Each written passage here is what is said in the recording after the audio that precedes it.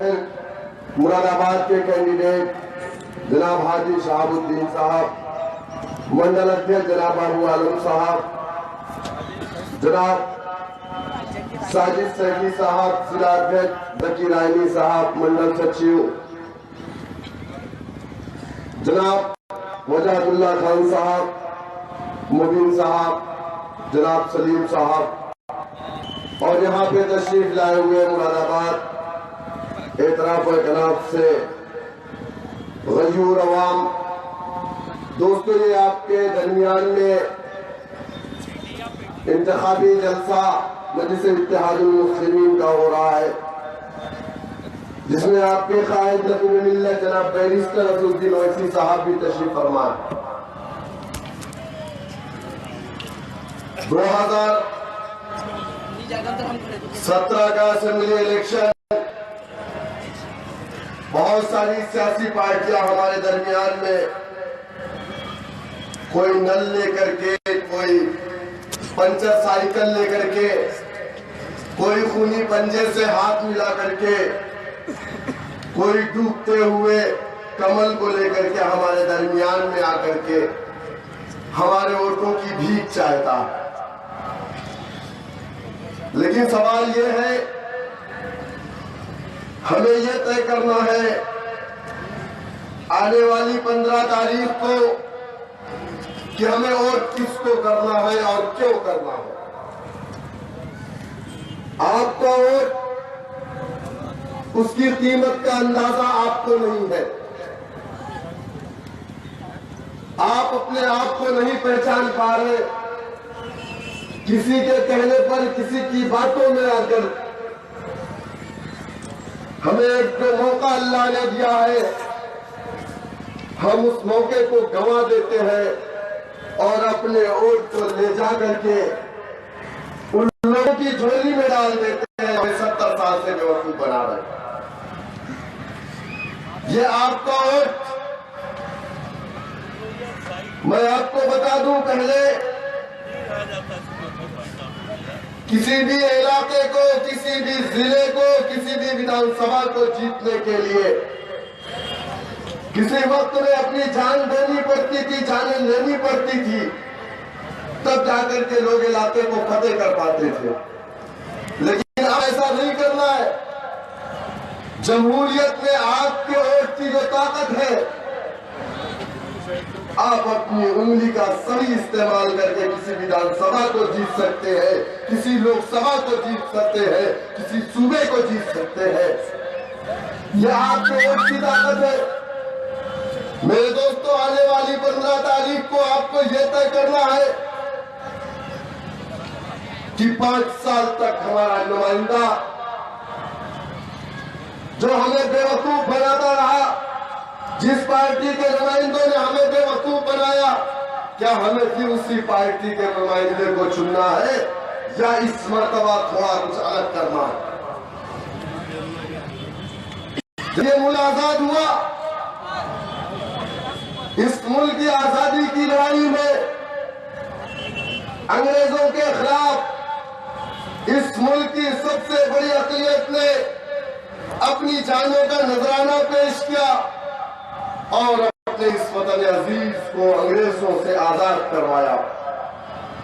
जब ये मुल्क आजाद हुआ, इस मुल्क के अंदर 2 सियासी पार्टियां थी, एक कांग्रेस पार्टी, दूसरी मुस्लिम लीग। लेकिन इस मुल्क की सबसे बड़ी अक़लियत ने मुस्लिम लीग को अपनी पार्टी नहीं माना, मुस्लिम लीग के कायदीन को अपना कायद नहीं माना, कांग्रेस पार्टी को अपनी पार्टी माना, नेहरू को अपना कायद माना, इंदिरा को अपना कायद माना, राजीव को अपना कायद माना, सोनिया को अपना कायद माना। अब कह रहे पप्पू को भी तुम अपना कायद मानो, लेकिन हम इंशाल्लाह मानने को तैयार नहीं है। 70 सालों तक हमने इन्हें वोट दिया, नोट दिया, सपोर्ट किया, इख्तिदार की कुर्सियों पर बैठाया। लेकिन जब ये मुल्क आजाद हुआ, इस मुल्क की सबसे बड़ी अक़लियत सरकारी नौकरियों में 34% थी। लेकिन आज हमारे हालात कैसे हैं। आज के अंदर सरकारी नौकरियों में हमें 1% है। आज जो लोग ये कहते हैं कि मजलिस इत्तेहादुल मुस्लिमीन एक फिरका परस्त जमात है, आज जो लोग हम पे ये इल्जाम देते हैं कि हम आए हैं तो बीजेपी को फायदा होगा, आज जो लोग हम पे ये इल्जाम देते हैं कि हमारे कायद एक क्रिमिनल लीडर है, आज जो हम पे इल्जाम लगाते हैं, मैं उन नामनहार सेकुलर चपरासियों से पूछना चाहूंगा, इस मुल्क को खूबसूरत बनाने में हमने भी अपना योगदान दिया, इस तिरंगे को बनाने के लिए हमने भी अपना योगदान दिया, इस मुल्क की गंगा जमुनी तहजीब को कायम रखने के लिए हमने 70 सालों से इन्हीं नामनहार सेकुलर पार्टियों को वोट किया। लेकिन आप मुझे बताइए कि अगर आज हम सरकारी नौकरियों में 1% भी नहीं है तो क्या उसके जिम्मेदार हमारे कायद हैं? क्या उसकी जिम्मेदार हमारी जमात है? अरे जिम्मेदारी तो तुम्हारी बनती थी कि हमने तुम्हें इख्तियार की कुर्सियों पर बैठाया। हमने ये नहीं कहा था तुम आसमान से तारे तोड़ करके लाके हमें दे दो, तुम्हारी जायदाद हमारे नाम कर दो। हमने तो ये कहा था कि आइन में जो हुकूक हमें दिए गए हैं वो हुकूक हमें भी मिलने चाहिए, यही कहा था ना हमने। लेकिन आज चाहे वो राजेंद्र सच्चर कमेटी की रिपोर्ट हो, चाहे वो रंगनाथ मिश्रा कमीशन की रिपोर्ट हो, चाहे वो कुंडू कमीशन की रिपोर्ट हो, सारी रिपोर्ट को आप इकट्ठा कर लीजिए। सारी रिपोर्ट ये कहती है कि इस हिंदुस्तान की सबसे बड़ी अक़लियत इस वक्त दलित से बदतर जिंदगी गुजार रही है। आखिर क्यों? 1000 साल हुकूमत करने वाला आज 70 साल इस आजाद हिंदुस्तान में अगर दलित से बदतर जिंदगी गुजार रहा है तो उसका जिम्मेदार कौन है मेरे भाई? कोई एक बार मिनिस्टर बनता है तो उसकी 3 पीढ़ी बैठ करके खाती। कांग्रेस के लोग, समाजवादी के लोग एक बार कैबिनेट में मंत्री बनते हैं तो 3 पीढ़ी बैठ कर खाती। 1000 साल हुकूमत करने वाला 70 सालों में दलित से बदतर जिंदगी गुजारने पर मजबूर है। सारी रिपोर्ट यही कहती। हमने इनको वोट दिया। आप बताइए मुझे, आज ये हमारे दरमियान में आकर के ये कहते हैं कि आप फिर मुझे वोट कीजिए, मैं तुम्हारे बच्चों की तालीम का इंतजाम करूंगा। आप मुझे फिर वोट दीजिए, मैं गरीब बच्चों को घी देने का काम, मिल्क पाउडर देने का काम करूंगा। 2012 का मैनिफेस्टो मैं लेकर के घूम रहा हूं। अखिलेश यादव 2017 का कह रहे 2012 में हक के सारे वादे हमने पूरे किए, अब नए इरादे हैं। मैं पूछना चाहूंगा, रिजर्वेशन का वादा कहां गया अखिलेश यादव जी? मुस्लिम इलाकों में उर्दू मीडियम स्कूल खोलने की बात कही थी। आपको अफसोस होगा, जिस सूबे के अंदर 4 करोड़ आबादी आपकी है वहां पर एक भी उर्दू मीडियम के स्कूल नहीं है। यह अफसोस की बात। और अपने मैनिफेस्टो में इन्होंने वादा किया था कि 2012 में अगर हमारी सरकार पूर्ण बहुमत से बनती है तो हम उर्दू मीडियम के स्कूल खोलेंगे। और एक वादा किया था, जो भी निर्दोष आतंकवाद के मुकदमे में जेलों के अंदर डाले गए हैं उन्हें छोड़ने का वादा किया था। आप मुझे बताइए, किसी एक को छोड़ा गया? नहीं छोड़ा गया मेरे भाई। इनकी सरकार बनी 2012 में। सबसे पहला दंगा प्रतापगढ़ के अंदर हुआ। एस्तान गांव में 52 घर नजर आतिश कर दिए गए। इल्जाम किसके ऊपर लगा? समाजवादी पार्टी के कैबिनेट मिनिस्टर के ऊपर। हम लोग भाग करके दूसरे दिन वहां गए। 250 परिवार, 250 लोग, उनके बदन पे जो कपड़े थे वो कपड़े पहन करके उस गांव को छोड़ करके भागे। एक पुलिस वाले ने मुझे बताया कि शौकत भाई 4 घंटे डीएम और एसपी की मौजूदगी में इस गांव को लूटा गया है, उसके बाद अपने हवाले कर दिया गया। आप बताइए मुझे, आज जो लोग उसी गांव की इंक्वायरी डीएसपी जियाउल हक साहब कर रहे थे, राजा भैया ने 4 मरतबा उनको बुलाया, लेकिन डीएसपी जियाउल हक राजा भैया की दरबारी करने नहीं गए। नतीजा क्या हुआ? देवरिया के रहने वाले डीएसपी जियाउल हक को भी मरवा दिया गया।